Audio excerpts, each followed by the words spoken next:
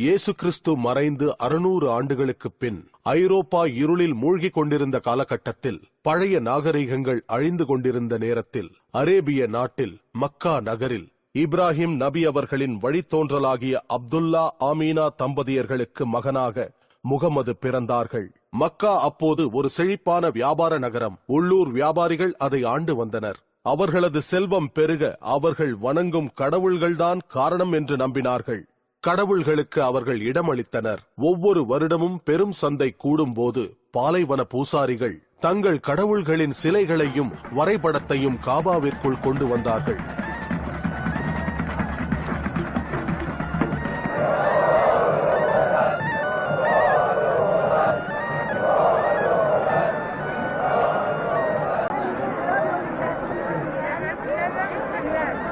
நபி இப்ராஹிம் அவர்களின் காலத்தில் ஓரிரை கொள்கையை கடைபிடித்து வந்த காபாவில் இப்போது உருவ வழிபாட்டிற்கு முக்கியத்துவம் கொடுக்க ஆரம்பித்து விட்டார்கள்.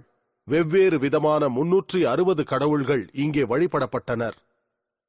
மக்கா கிபி 610 ஆண்டு.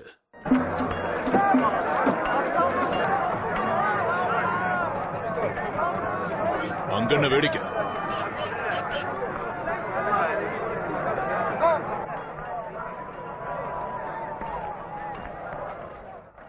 இதுவரைக்கும் எவ்வளவு பேர் வந்திருக்காங்க உமையா? சரியா தெரியல. ஆனா இந்த வருஷம் கடவுள் சிலைகள் தங்கத்துல ஜொலிக்குது. இந்த கடவுள்களை வழிபட வர்றவங்களால நம்ம வியாபாரமும் செழிக்குதுன்னு சொல்லு. இன்னும் நிறைய கடவுள் சிலைகளை உருவாக்கி காபால வைக்க சொல்லியிருக்கேன்.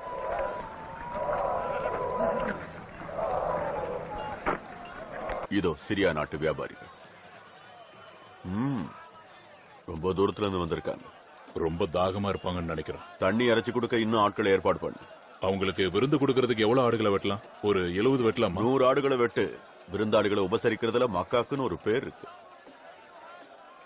தலைவர்களுக்குன்னு தனியா 10 குறும்பாடுகளை வெட்டு.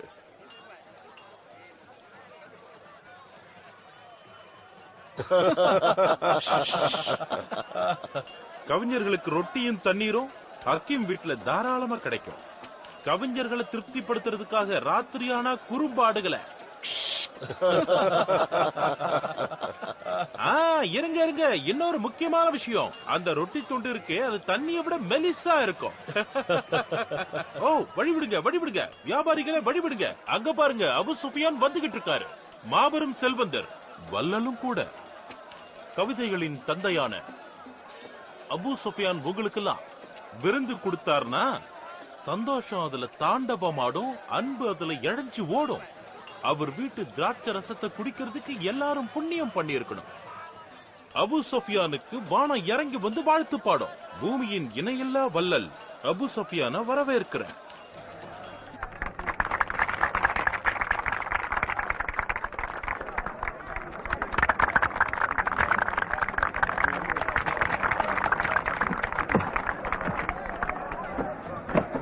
வாங்கம்மா வாங்க. சீனத்து பட்டு புழுக்களால செஞ்ச துணிகள் உடுத்திருக்கிறதே தெரியாது. மென்மையான பட்டை. அது மட்டும் இல்லமா, ஏராளமான வண்ணங்கள்ல கிடைக்குது. விதவிதமான வகைகள்ல கூட இருக்கு. சரி கொடு. 7 தினார். விலை 20 தினார். அபு சுஃபியான் மனைவிக்கு 15 தினார்.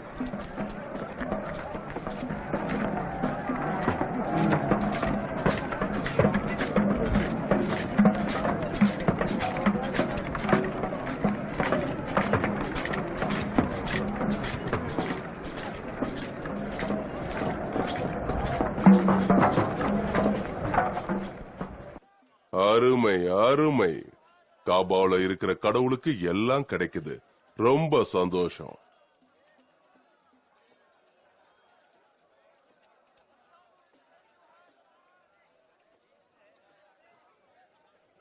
என் ஆன்மாவை ஊடுருவி பாக்குற இந்த மனிதர் யாரு? எங்கிருந்து என்ன உடனே தூக்கிட்டு போக.